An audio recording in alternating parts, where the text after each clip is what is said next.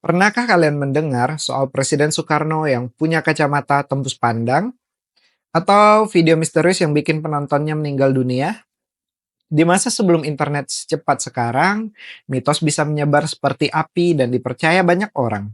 Di video ini kita akan mengungkap 5 mitos paling menggembarkan di Indonesia. Dari yang bikin merinding sampai yang bikin terheran-heran. Seberapa banyak mitos yang benar atau semuanya itu hanya sebuah kebohongan belaka? Kacamata tembus pandang punya Soekarno. Kisah ini menyebar luas pada era 80 hingga 90-an, terutama di sekolah-sekolah. Konon katanya Presiden Soekarno memiliki kacamata khusus buatan Jerman yang bisa melihat pakaian dalam seseorang bahkan sampai ke tulang-tulangnya. Cerita ini menjadi semacam urban legend karena sosok karismatik Soekarno dan aura mistis dan teknologi yang tidak masuk akal pada zamannya. Belum lagi pada zaman itu berkali-kali Presiden Soekarno selamat dari upaya pembunuhan, baik itu menggunakan bom, bahkan menggunakan pisau pada zamannya. Sebagian besar yang mempercayai kisah ini berdalih bahwa Soekarno memang dikenal berwibawa dan punya banyak benda pusaka. Ada pula yang menyebut ia sering mengenakan kacamata hitam bukan untuk sekedar gaya, melainkan untuk menyembunyikan kekuatan rahasia. Namun hingga kini tidak ada satupun bukti valid yang mendukung klaim ini. Tidak ada ditemukan arsip atau teknologi tahun 60-an yang memungkinkan pembuatan alat semacam itu. Meski demikian, cerita ini bertahan lama karena menyentuh dua hal. Yang pertama, kekuasaan dari Soekarno, dan yang kedua, rasa kagum berlebihan daripada tokoh-tokoh besar. Cerita ini menjadi contoh bagaimana mitos bisa hidup karena kombinasi dari karisma tokoh dan imajinasi rakyatnya. Namun, di era tanpa verifikasi digital, cerita seperti ini bisa dipercaya mentah-mentah oleh banyak kalangan. Mitos kuku Satria Baja Hitam. Pada tahun 1990-an, serial Satria Baja Hitam menjadi serial yang paling banyak disukai oleh anak-anak Indonesia. Tiba-tiba muncul kabar mengejutkan bahwa menonton film ini bisa membuat anak-anak menjadi agresif, bahkan katanya ada yang membunuh temannya dengan meniru gaya pukulan di karakter Satria tersebut. Salah satu mitos yang paling populer adalah soalnya kuku yang berubah tajam seperti monster setelah menonton episode-episode tertentu. Orang tua pun menjadi panik. Beberapa sekolah bahkan melarang siswanya menonton film tersebut. Di balik layar, media saat itu pun ikut menyebarkan narasi bahwa tayangan dari Jepang ini berbahaya. Tapi apakah benar ada korban atau kepanikan moral saja? Faktanya hingga kini tidak ada laporan resmi soal anak yang benar-benar terluka karena meniru adegan dari serial ini.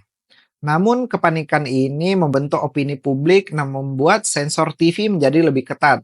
Psikolog-psikolog menyebutkan bahwa fenomena ini disebut sebagai media moral panic atau di mana keadaan moral itu panik karena adanya media, di mana masyarakat itu takut akan pengaruh luar merusak generasi muda.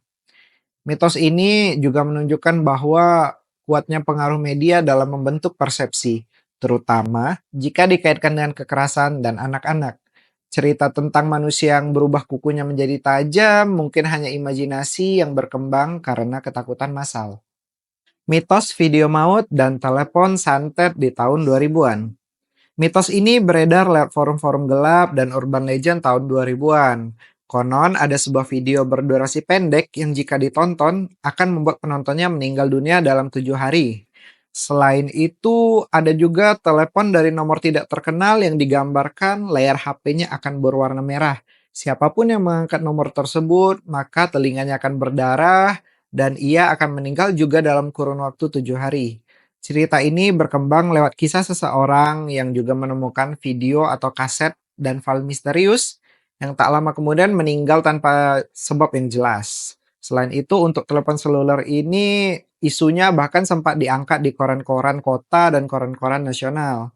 Banyak yang menyamakan kisah ini dengan film Jepang The Ring, tapi versi lokalnya terasa lebih nyata karena dikaitkan dengan kejadian-kejadian spesifik seperti pelajar yang meninggal setelah nonton di warnet, orang tua yang tiba-tiba meninggal setelah menerima telepon tidak dikenal, hingga pengunjung kos yang dikabarkan kerasukan setelah menyaksikannya. Namun hingga kini tidak ada bukti valid soal video tersebut maupun soal telepon tersebut. Tidak ada rekaman, tidak ada arsip, dan semua hanya berdasarkan katanya dan katanya.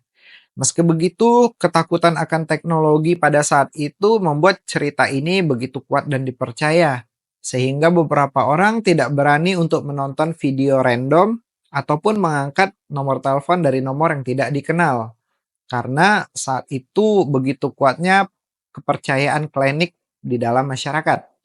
Analisa menunjukkan bahwa mitos ini adalah bentuk adaptasi rasa takut masyarakat terhadap media digital yang baru. Karena saat itu internet dan komputer baru-baru muncul. Sama seperti dulu orang takut kamera karena bisa mengambil jiwa. Video ini menjadi simbol ketakutan akan teknologi yang tidak dikenal. Hantu boneka di sekolah dasar. Tahun 2005 hingga 2012 pernah viral sebuah isu boneka kerasukan yang konon bisa bergerak sendiri di ruang kelas, terutama saat sekolah dasar tersebut sepi. Cerita paling populer datang dari daerah Jawa Tengah, di mana ada satu sekolah yang sempat panik karena boneka di perpustakaan dikabarkan mengedipkan mata dan tersenyum saat tidak ada orang. Kisah ini hampir mirip seperti kisah boneka Annabelle dan boneka-boneka lain yang terdapat di film horor pada orang barat. Para murid ketakutan, bahkan ada yang mengaku mendengar suara bisikan dari dalam boneka. Video-video dengan kualitas rendah sempat tersebar lewat Bluetooth dan infrared handphone pada zaman itu, menampilkan boneka yang duduk diam lalu tiba-tiba bergerak. Fenomena ini bisa dijelaskan secara psikologis sebagai mass hysteria atau ketakutan kolektif yang menyebar tanpa bukti nyata. Banyak kasus serupa terjadi di dunia, termasuk kasus clown panic di Amerika. Dalam kasus Indonesia, cerita ini juga diperkuat oleh narasi-narasi horor dan mistis yang dibumbui oleh senior ke junior saat kegiatan malam sekolah. Boneka sendiri dianggap sebagai simbol ketakutan yang memang efektif dari dulu. Wajah polos, tidak bergerak, dan diamnya justru membuatnya lebih menakutkan ketika dikaitkan dengan hal mistis. Hingga kini, cerita boneka kerasukan masih dianggap salah satu mitos horor sekolah paling populer. Lagu anak-anak berisi mantra. Awal tahun 2000-an sempat beredar kabar bahwa beberapa lagu anak-anak populer ternyata menyimpan pesan-pesan mistis jika diputar terbalik. Salah satu yang paling sering disebut adalah lagu Balonku Ada Lima. Konon jika diputar balik ada suara menyeramkan yang mirip mantra pemanggil roh. Video ini banyak disebar lewat YouTube generasi awal dan warnet. Banyak yang mengaku mendengarnya dan langsung mengalami kejadian mistis seperti lampu yang berkedip-kedip, suara aneh, hingga mimpi buruk. Hal ini membuat para orang tua khawatir dan mulai melarang anak-anak menyanyikan lagu tersebut. Padahal secara teknis, efek audio terbalik memang bisa menimbulkan suara aneh yang menyerupai kalimat. Ini disebut sebagai auditory pareidolia, yaitu otak manusia mencoba mengenali pola suara yang sebenarnya acak. Fenomena ini sebenarnya juga terjadi di banyak negara, termasuk di Amerika dengan lagu-lagu rock klasik. Namun, karena dikaitkan dengan anak-anak, publik menjadi lebih sensitif dan kisahnya cepat menyebar. Mitos ini mengajarkan bahwa kombinasi antara imajinasi, teknologi, dan ketakutan, terutama bagi anak-anak, bisa menyebabkan narasi kuat yang memunculkan ketakutan hingga dipercaya oleh masyarakat luas. Dari kacamata tembus pandang hingga lagu anak-anak yang penuh misteri, mitos-mitos ini memperlihatkan satu hal: imajinasi dan ketakutan bisa menciptakan realitas sendiri di masyarakat. Meski tidak ada bukti ilmiah, banyak dari cerita ini hidup lama bahkan hingga sekarang. Menurut kamu, mana mitos yang paling gila yang pernah kamu dengar waktu kecil? Atau kamu sendiri ternyata adalah bagian dari penyebar ceritanya? Tulis di kolom komentar dan jangan lupa ceritakan apa mitos yang paling kamu ingat hingga saat ini.